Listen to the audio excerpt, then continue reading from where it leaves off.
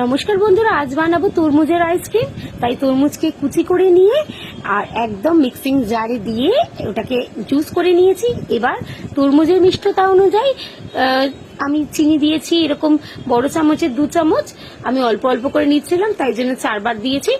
আর এই যে একটুখানি বিট নুন দিয়ে দিলাম, দিয়ে ভালো করে মিশিয়ে আর একবার মিক্সি করে নেবো।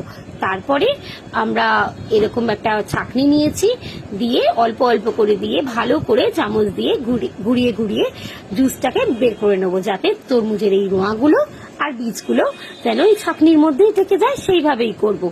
আর তারপর এটাকে আর একবার ভালো করে চামচ দিয়ে নাড়িয়ে নিয়ে আর এই রোঁয়াগুলোকে ফেলে দিয়ে এরকম একটা আইসিং মোল্ডের মধ্যে আমরা ঢেলে নেব। আর ঢেলে নেওয়ার পরে পুরো 12 ঘন্টা রাখবেন। আপনার কাছে যদি ওভারনাইট টাইম থাকে তাহলে ওভারনাইটও রাখতে পারেন, তাতে আরো ভালো জমবে। আর এই যে একদম মুখ অব্দি ভর্তি ভর্তি করে ঢেলে নিয়ে ঢাকনা দিয়ে দিয়েছি।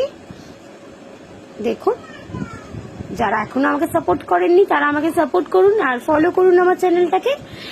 আর এই যে আমাদের 12 ঘন্টা পর এসে এই যে আইসক্রিম একদম রেডি। আর এটা খেতে দারুণ হয়েছিল। ভালো লাগলে লাইক করবেন আর ভালো লাগলে ফলো করবেন। Thank you.